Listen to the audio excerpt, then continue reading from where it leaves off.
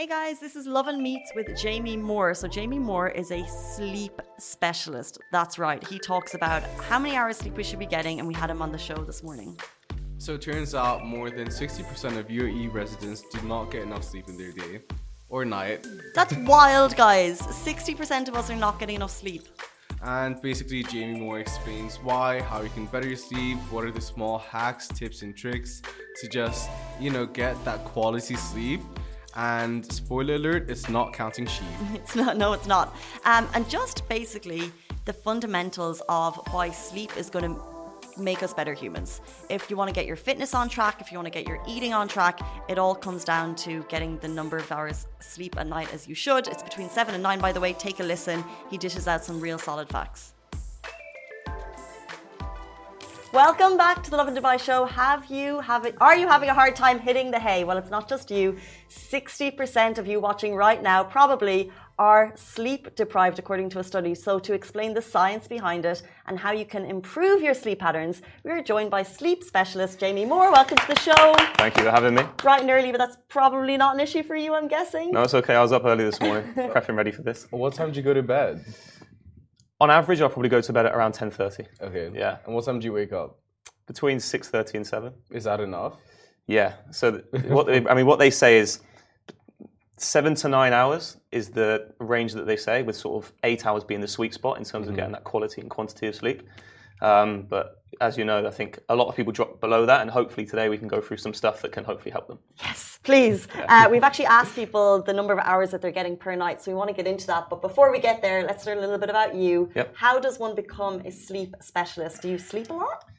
I was actually thinking that. How much sleep is involved? How much sleep is required to become a sleep specialist? Well, it sounds a bit crazy, but I did a lot of tests on myself when even like going through my studies and stuff. So I thought I can do all the studies and the educational stuff out there, but if I don't do it myself, I really want to experience how I can do it. And I've been someone who's always been into my training and keeping healthy and fit.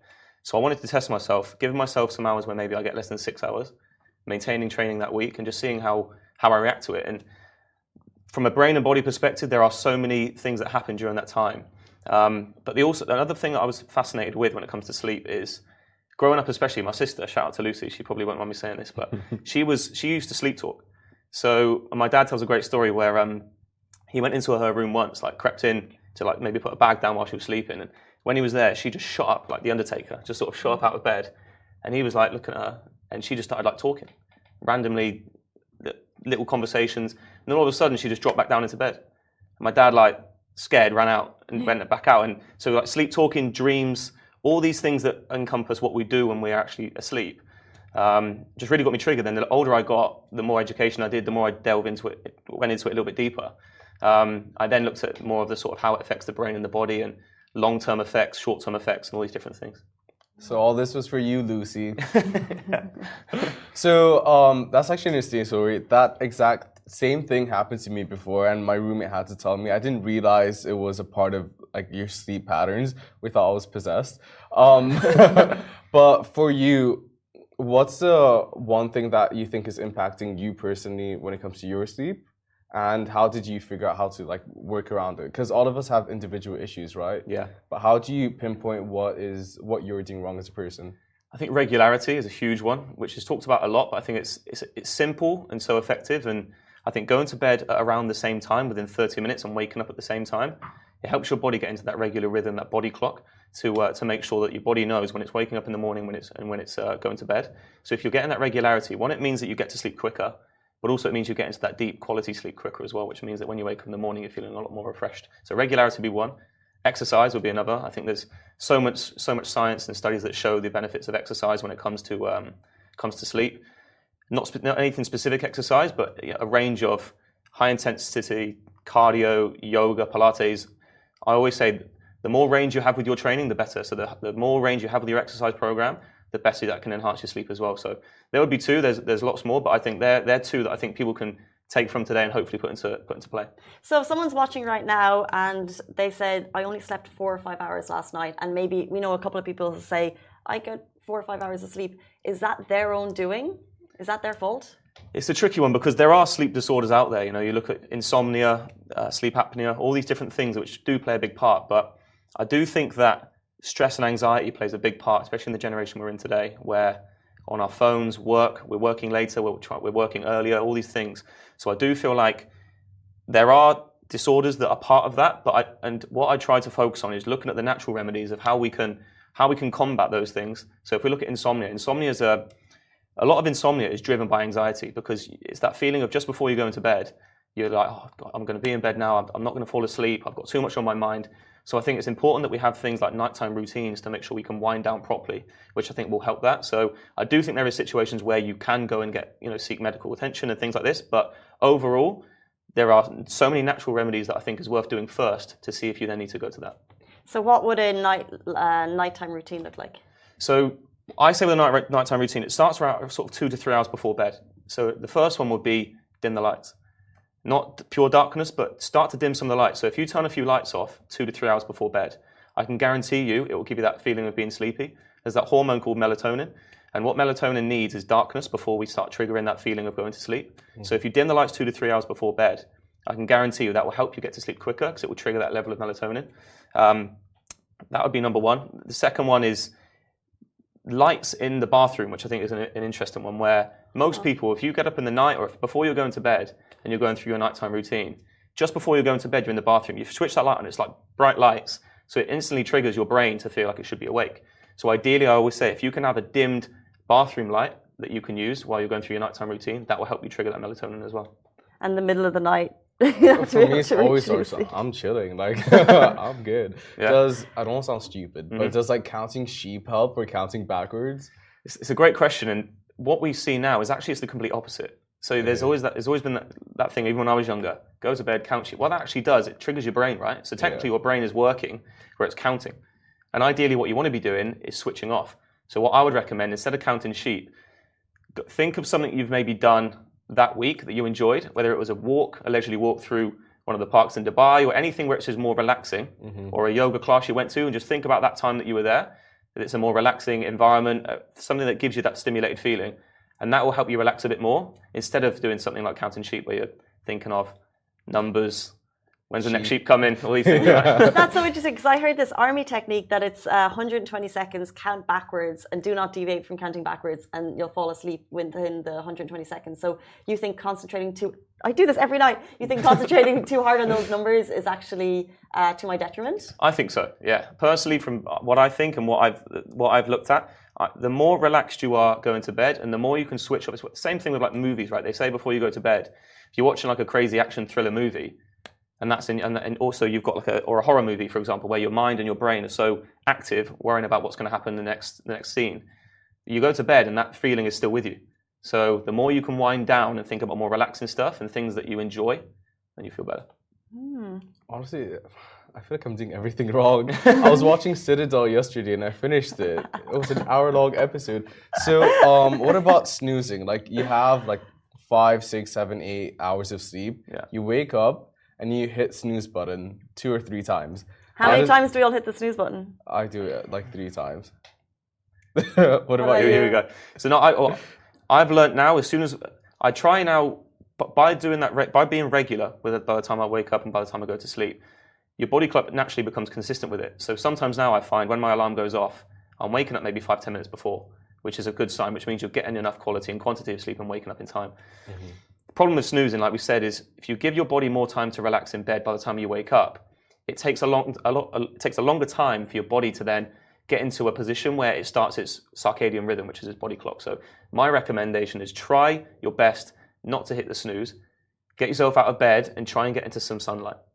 If you can get into some sunlight, that will trigger that circadian rhythm, lower your cortisol levels, the level of the stress hormone. And by doing that, I guarantee you, it will start your circadian rhythm, so that means by the evening time, you feel more tired, you feel more sleepy, so it's going to help you get sleep quicker as well. So it's like those lights that light up their alarm clocks, and they actually, so at like 6 a.m. they'll become really bright. So would you recommend maybe sleeping with no curtains? Because then you have the sunlight coming in from 6 a.m. Yeah, that's a great question as well, because there's part of me thinks that we need blackout curtains to go to bed, because a lot of people need pure darkness to get to sleep. For me, I don't necessarily need pure darkness, and a lot of people don't need that. But for example, shift workers and things like that, it's essential for them. If they've got to sleep during the day, then they need blackout curtains to make sure they get that sleep. But you're correct. So you feel much better, I feel, waking up to natural light and waking up where you see the sun coming up than waking up to that crazy alarm that we probably all have on our phones that just triggers us off, and then instantly our heart rates go up and stress anxiety can build straight away, and then we're sort of playing catch up throughout the whole day. Interesting. What about coffee? Is there... I was going to ask, what are we doing wrong? Yeah. What's keeping us up? Coffee's an interesting one because there's pros and cons to coffee, right? There's the pros to coffee is obviously it can give you a stimulant to make sure if you need to be more productive, if you're feeling a little bit tired, then it can give you that extra productivity to complete your work or whatever it is you're doing. The downside to coffee mainly is the timing you have it, because studies show that if you have a coffee around 12 o'clock in the afternoon, that coffee part of that coffee will still be in your system by midnight. So it's got a 12-hour cycle. Oh. So you can imagine if you're going to bed, if you have a coffee at 12 o'clock and there is a small percentage of coffee that's still in your system, it's essentially like having a small shot of espresso before you go to bed, which you'd never do. So I always say if you're going to have a coffee, morning time, lunchtime is ideal. Try and avoid coffee anytime from afternoon, evening time. There's also a chemical in our brain called adenosine. Adenosine is, as soon as we wake up in the morning, your adenosine level starts rising. And the goal is you go through the whole day that your adenosine levels get as high as they can, so that then by the time you go to bed, the higher your adenosine level, the more sleepy and tired you feel, which helps you get to sleep quicker. The problem with caffeine is once that adenosine level starts, and once you have a coffee or an energy drink or whatever it is, that caffeine latches onto the adenosine in your brain and stops it moving up. So it essentially puts it like on hold until that caffeine then drops off. So essentially where nighttime comes and your adenosine level should be high to feel sleepy, they're a lot lower because that caffeine is attached onto those brain receptors in the brain and not allowed that adenosine level to reach where it should be so you can fall asleep. So we're talking about what's keeping us up, maybe, and then we're talking about what we can do to actually fall asleep. But what if, like, what's actually wrong? So you said you looked at this yourself and you did like maybe 5-6 hours when you were, and then into training. Like, what's wrong with not getting 5 hours sleep? So only getting 5 hours. Yeah, so I think if we break it down, you've got the brain and the body. So if we start with the brain and how that, there's two parts in the brain which we'll touch on. So the first one is the part in the brain called the hippocampus. And that part of the brain is essentially like the memory card. So what that does, that is the thing that during the day you store memories, learning, everything from that day, to then during the night, you then save all that memory and that learning to then use it the next day and throughout life. When we fall asleep, that shuts down, so it doesn't work as well. And then the other part of the brain as well, which is the key one, is the prefrontal cortex, which is the front part of your brain. And that essentially is the part of the brain that controls your decision-making, thought processes, emotional control, all these things. So you can imagine, if you're sleep deprived, that part of the brain starts to shut down. So there was a study done where they took two healthy groups of individuals. They gave one a full night's sleep, and they gave one around 5 hours sleep or less. And they woke up in the morning, and they put both groups into an MRI scanner and showed them images to try and trigger emotions and see how the brainwaves reacted. And they found with the group that was sleep deprived of less than 5 hours, there was a 60% increase in their reactions to these images. So what essentially that shows is 60%, which is really high. So if you're sleep deprived, every 1 in 2 situations that you go through on a daily basis, you are probably going to deal with it the wrong way. You're going to make the wrong decision. You're going to process it the wrong way. You're going to probably deal with it in emotion a lot of the time, which then can lead, we know, once we go through a situation like that, stress, like we said, stress increases, anxiety increases. So essentially the brain plays a huge part in that as well. It's so interesting. I'm doing everything wrong, guys. Well, I think we put so much, I guess, like time and money into probably wellness during the day, and we think about like how we want to better ourselves when actually like the basics and fundamentals of sleep are so important to improving as humans. Yep.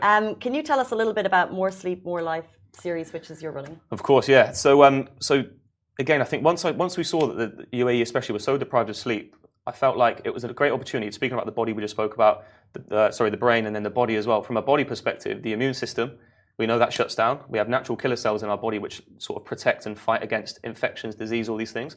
We know if you deprive yourself of 1 night's sleep, there's a reduction of 70% of your natural killer cells in the body. So that's why a lot of the time if you go on holiday or if you don't sleep well, you're jet lagged. Naturally, a lot of the time when we come back, you can sometimes pick up a cold. That's because those cells have dropped and your body's less able to protect yourself against those illnesses. Whoa. Exercise, like we spoke about, obviously the background that I'm in, working in the gym, I feel like we see people coming in all the time, and the one question I always ask clients or people that I see in the gym is, how did you sleep? Because I guarantee whatever your goal is, if you're not getting enough sleep, you won't maintain and achieve that goal. If your goal is to lose weight, if you've got a holiday coming up or anything like that, if you're not getting enough sleep, I can guarantee you the weight that you lose, 70% of that will be lean muscle mass, not body fat. Lots to consider. So I pause there. But yeah, so, and then more sleep, more life. The reason that is really there is for all that stuff that we've just spoken about. I just feel like there's a great opportunity to try and educate the UAE on the benefits of sleep, not just from a body perspective, but a brain perspective, mental health, all these things, which I'm really passionate about. So the more information I can give, I hopefully can see people take those into play and see some differences and live longer for better. Amazing. So it's a series of talks and you're kind of going around. Let people know where they can find you. Yeah, so the talks are, at the moment, they're wellness talks that I'm planning. We're doing a lot of digital work with it, so these will be online very soon. We're focusing on all things, like we said, sleep, exercise, caffeine, melatonin, dreams, mental health, lots of different topics like that. The Instagram page that we're using is More Life Group. So that will be on Instagram, where there'll be a lot of clips and educational pieces on that people can use as well. And yeah, so far it's going great. I've had some really good feedback. We've got more talks to come. And I'll keep you guys updated, and hopefully you guys can come down for one of them. Amazing. Well, massive good luck. And anyone who's only gotten 3 or 4 hours sleep, this is the man to talk to, Jamie Moore. Thank you so much for coming in and dishing out that solid advice on sleep. We've learned something. I've learned a lot. I have a lot to reconsider. And just thank you for your time. I don't think it's talked about enough, but it's appreciated by everyone at the same time. No, I really appreciate your time. Thank you. Awesome. Thank you. Guys, that is all we have time for on the Lovin Dubai Show. We're back with you tomorrow morning, which is Friday. See you then. Goodbye from me. Goodbye from me.